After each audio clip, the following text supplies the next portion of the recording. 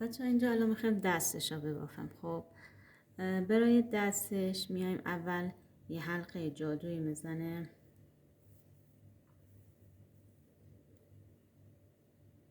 میتونه یه حلقه جادویی بزنه، میتونه هم 4 تا زنجیر بزنه و به صورت حلقه ازش استفاده کنه.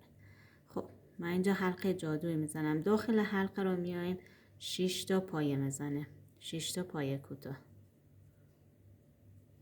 4 5 اینم 6. بعد حلقه رو جمعش میکنم، رج دوم میام داخل هر خونه 2 تا پایه کوتاه میزنم که این 6 تا بشه 12 تا پایه.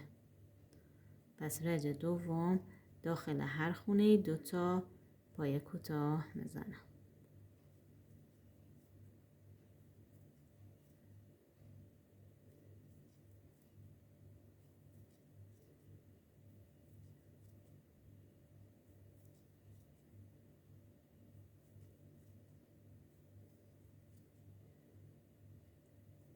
خب اینم از رج دوم. رج سوم تا ششم میام داخل هر خونه ای یکی میزنم، مثل پاش میمونه تقریبا. پس رج سوم تا ششم من میزنم، برمیگردم.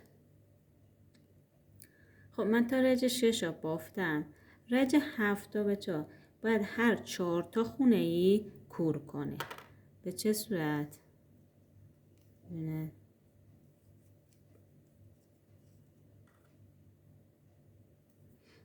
هر 4 تا خونه 1 2 3 4، یعنی من تا 4 تا پایه تو هر خونه یکی میزنم، خونه پنجم و ششم با هم کور میکنم.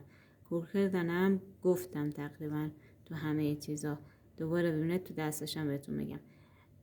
یک پایه میگیره مثل پایه کوتاه ولی بافته نمیشه، دوباره قلاب میبرم داخل خونه بعدی، میارم بیرون، 3 تا پایه رو قلاب دارم، 3 تا حلقه رو با هم یکی میکنم، نخ میگیرم و یکی میکنم.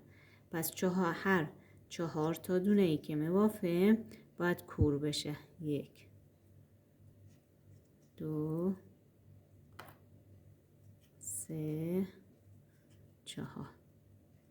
نه این خونه و خونه آخر با هم کور میشه.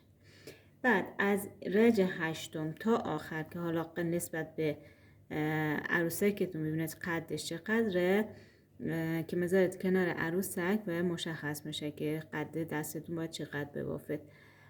اونا از رج پس 8 تا آخر داخل هر پایه 1 پایه زده میشه. پس از این